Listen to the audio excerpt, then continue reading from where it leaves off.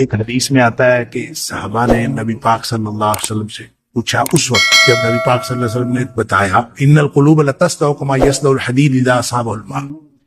دلوں کو زنگ لگ جاتا ہے جس طرح سے لوہا پانی میں پڑا رہے تو اس کو زنگ لگ جاتا ہے، اسی طرح دلوں کو زنگ لگ جاتا ہے۔ اب زنگ لگ جاتا ہے تو اس کا مطلب کہ نکمے ہو جاتے ہیں، کسی کام کے نہیں رہتے۔ تو صحابہ نے پوچھا ما جلاؤہا یا رسول اللہ، اس کو ٹھیک کرنے کا، اس کو صاف ستھرا کرنے کا کوئی طریقہ ہے؟ آپ نے فرمایا کثرت ذکر الموت و تلاوت القرآن، موت کو بہت زیادہ یاد رکھنا اور قرآن پاک کی تلاوت کرنا، یہ دو چیزیں ایسی ہیں جو دلوں کا زنگ اتار۔ کہ یہ جو دوسرا سوال یہ ہے کہ آیت الکرسی اور دعا جو ہے وہ فرضوں کے بعد مانگنا ضروری ہے یا سنتیں وغیرہ پڑھنے کے بعد انسان آیت الکرسی پڑھ لے اور دعا مانگ لے؟ اصل میں سوال کا تعلق اصل میں اس حدیث کے ساتھ ہے جس میں نبی اکرم صلی اللہ علیہ وسلم نے فرمایا، دو الگ الگ حدیثوں میں۔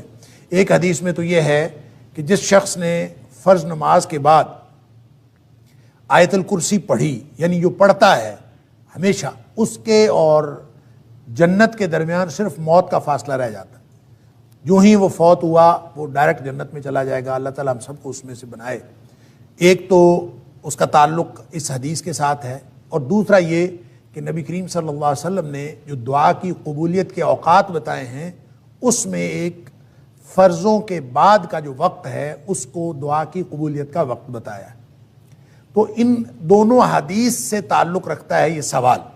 کہ وہ جو دعا مانگنی ہے یا جو آیت الکرسی پڑھنی ہے، کیا وہ لازمی طور پر فرضوں کے فوراً بعد مانگنی اور فرضوں کے فوراً بعد آیت الکرسی پڑھنی ہے، یا بعد میں جو سنتیں وغیرہ پڑھنی ہوتی ہیں، انسان جب سنتیں پڑھ کے فارغ ہو جائے تو اس کے بعد پڑھ لے؟ تو کیا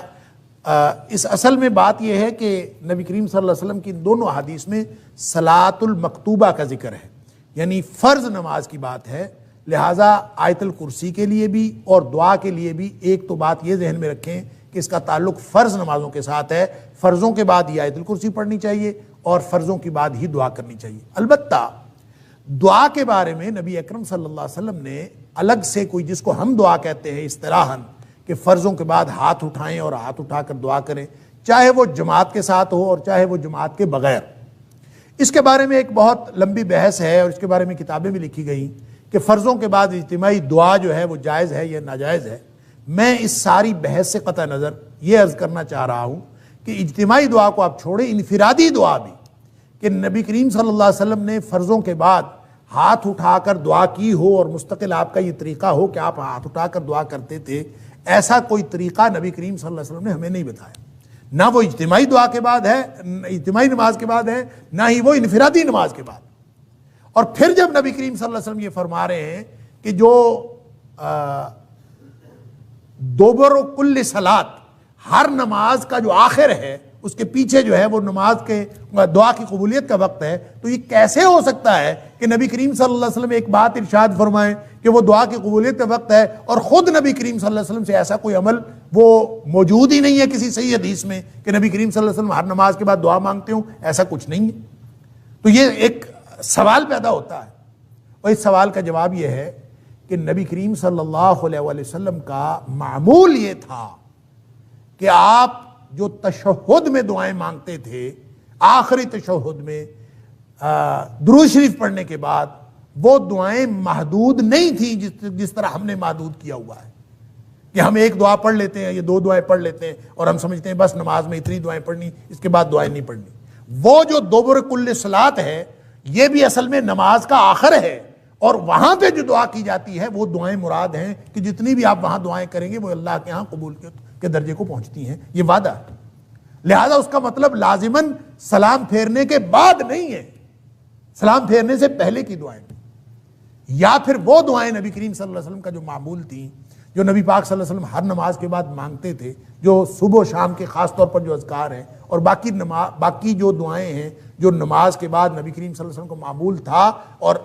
یہ نماز کی کتابوں میں، حدیث کی کتابیں موجود ہیں، آپ ان کو دعاؤں کو یاد کر لیں۔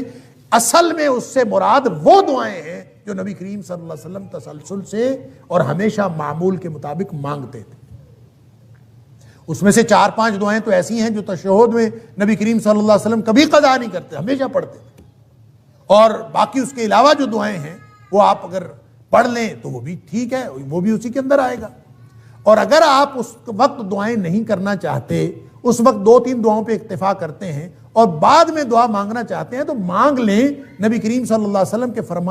فرمان کا مطلب بہرحال یہ ہے کہ فرض نماز کے بعد دعا کی قبولیت کا وقت ہے، آپ اگر اس میں سے کوئی طریقہ اپنا لیں، چاہے انفرادی طور پر آپ بیٹھ کے بغیر ہاتھ اٹھائے دعا کریں وہ بھی درست ہوگا، اگر آپ ہاتھ اٹھا کے دعا کر لیں وہ بھی درست ہوگا، اگر آپ کبھی اجتماعی طور پر ہاتھ اٹھا لیں، کسی نے کہہ دیا کہ دعا کر لیں تو اس میں بھی کوئی حرج نہیں ہے، کیونکہ ان میں سے کوئی بھی طریقہ نبی اکرم صلی اللہ علیہ وسلم نے خاص نہیں فرمایا۔ البتہ خاص معمول نبی کریم صلی اللہ علیہ وسلم کا وہی ہے جو عام معمول تھا، اس کو اپنانا ضروری ہے۔ اس کے علاوہ اگر کوئی شخص دعا کرنا چاہتا ہے وہ کسی بھی طرح دعا کبھی کر لے تو اس میں کوئی حرج نہیں ہے، لیکن اس کو نبی کریم صلی اللہ علیہ وسلم کا مسنون طریقہ سمجھ کے نہ کرے، اس لیے کہ سنت ثابت ہوتی ہے حدیث صحیح سے۔ حدیث صحیح نہ ہو اور صحیح حدیث سے نبی کریم صلی اللہ علیہ وسلم کا عمل ثابت نہ ہو تو اس سے سنت ثابت نہیں ہوتی۔ لہٰذا جو ہماری بہن نے سوال کیا ہے اس کا جواب یہ ہے کہ جو دعا مانگنی ہے وہ چاہے آپ تشہد میں مانگیں سلام پھیرنے سے پہلے، چاہے اس کے بعد مانگیں، اور چاہے آپ ہاتھ اٹھا کے مانگیں، چاہے ہاتھ اٹھائے بغیر مانگیں، لیکن بہرحال یہ جو دعا کی قبولیت کا وقت ہے یا آیت الکرسی پڑھنے کا وقت ہے یہ فرضوں کے بعد کا ہے، جو قبولیت کا وقت بتایا گیا ہے یہ سنتوں کے بعد کا نہیں ہے۔ بہرحال دعا تو کسی بھی وقت مانگی جا سکتی ہے۔ اللہ تعالی ہم سب کو درست طرز عمل کی توفیق عطا فرمائے۔ واللہ اعلم بالصواب۔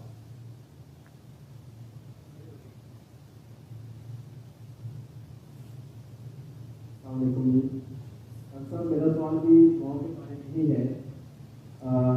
سنت میں کہا جاتا ہے کہ سجدے میں انسان جو ہے وہ اللہ تعالیٰ کے سب سے زیادہ قریب ہوتا ہے، اور اگر ہم کیا نماز کے دوران ہم سجدے میں دعا مانگ سکتے ہیں، یا جو مضمون دعائیں عربی میں ہمیں سمجھائی گئی ہیں یا سکھائی گئی ہیں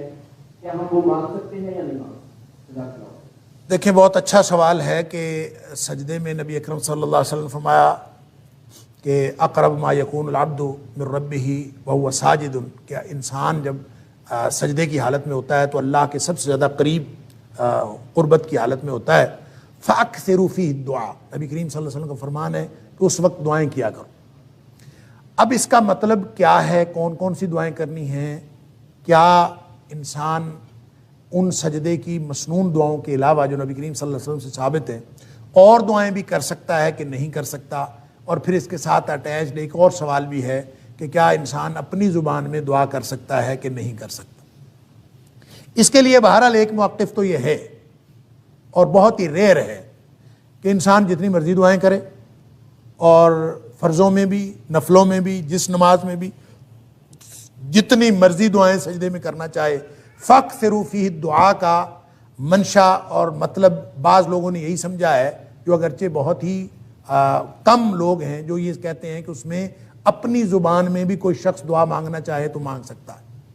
لیکن یہ بات صلو کما رأیتمونی اصلی، نبی کریم صلی اللہ علیہ وسلم کا یہ جو فرمان ہے کہ نماز اس طرح پڑھو جس طرح مجھے پڑھتا ہوا دیکھتے ہو، یہ اس فرمان اقدس کے خلاف ہے۔ نبی کریم صلی اللہ علیہ وآلہ وسلم نے اس بات کی کبھی کسی کو اجازت نہیں دی، اور نہ نبی کریم صلی اللہ علیہ وسلم کے آپ کی موجودگی میں، آپ کی حیات طیبہ میں کسی نے کبھی ایک بھی بات کہیں کسی سے ثابت ہے کہ اس نے فرضوں میں یا ایون نفلوں میں اس نے اپنی زبان میں، کیونکہ نبی کریم صلی اللہ علیہ وسلم کے پاس مختلف زبانیں بولنے والے لوگ تھے، ان سب کو بھی عربی میں نماز پڑھنے کا حکم تھا۔ اس لیے تقاضا یہی ہے نبی کریم صلی اللہ علیہ وسلم کے فرمان کا کہ دعائیں وہی کی جائیں جو نبی کریم صلی اللہ علیہ وسلم نے کی۔ لہٰذا اس میں مختلف جو لوگوں کے موقف ہیں، اگرچہ میں نے عرض کیا کہ لوگ تو اس بات کے بھی قائل ہیں کہ نماز کوئی چھوئی موئی نہیں ہے۔ میں ایک عالم کی بات سن رہا تھا، اس نے کہا کہ نماز کوئی چھوئی موئی نہیں ہے کہ بس ایسے ہی پڑھنی ہے جیسے نبی کریم صلی اللہ علیہ وسلم پڑھی، جیسے مرضی پڑھیں اس میں جتنی مرضی دعائیں کریں۔ یہ بات درست نہیں ہے، اس لیے کہ صلو کما رأیتمونی اصلی، ایگزیکٹ وہ عمل ہوگا، وگرنہ تو پھر صلو صلاۃ کے معنی تو 22 معنی لغت کے اندر آتے ہیں۔ آپ کسی چیز کو بھی صلاۃ کہہ لیں، آپ کہیں کہ اس کا نام نماز میں۔ فَأَكْثِرُوا فِيهِ الدُّعَاء کا آپ منشا اس طرح پورا کر سکتے ہیں کہ آپ انہی دعاؤں کو بے شک بار بار پڑھتے رہیں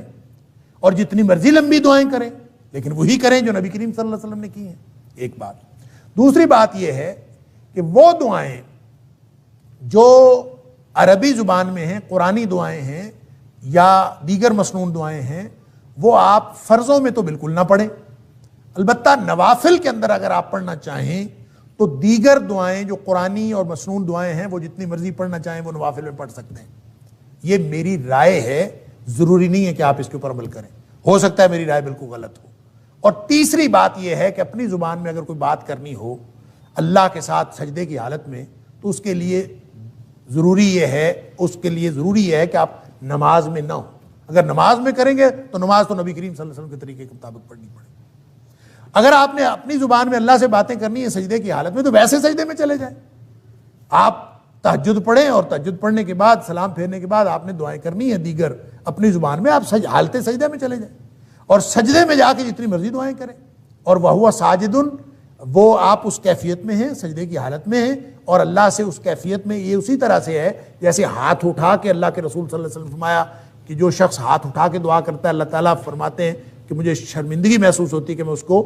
محروم کروں جو دعا وہ ہاتھ اٹھا کے مانگ رہا ہوتا ہے. اسی طرح سجدے کی حالت میں تو آپ وہ حالت پوری کر لیں، سجدے میں چلے جائیں اور سجدے میں جا کے جتنی مرضی دعائیں کریں. لہذا 3 کیفیات ہو گئیں. فرض کے اندر صرف وہ مسنون دعائیں جو نبی کریم صلی اللہ علیہ وسلم سجدے اور رکوع میں کرتے تھے وہی پڑھی جائیں. نوافل کے اندر دیگر مسنون دعائیں اور قرآنی دعائیں بھی پڑھی جا سکتی ہیں. اور اگر اپنی زبان میں دعائیں کرنی ہوں تو اس کے لیے آپ ویسے بغیر نماز کے حالت سجدہ میں چلے جائیں اور دعائیں کریں. یہ 3 کیفیات ہو سکتی ہیں. اور اگر آپ سمجھتے ہیں کہ اس طرح بھی دعا نہیں کرنی، کوئی اور طریقہ آپ سمجھتے ہیں تو کر لیں. نبی کریم صلی اللہ علیہ وسلم سے وہ مسنون دعائیں جو منقول ہیں اس کے علاوہ کوئی دعائیں پڑھنا سجدے کی حالت میں کسی صحیح حدیث میں میرے علم میں نہیں ہے، اور نہ ہی یہ کہ آپ نے کسی کو اجازت دی ہو. لہٰذا آپ یہ کر سکتے ہیں کہ فرضوں میں تو کوئی اور دعا نہ پڑھیں، نفلوں میں دیگر دعائیں مسنون پڑھ سکتے ہیں اور بغیر نوافل، بغیر فرائض کے، بغیر نماز کے ویسے سجدے میں جا کے اپنی زبان میں کر سکتے ہیں. نماز میں اپنی زبان میں نہیں پڑھ سکتے. واللہ اعلم بالصواب.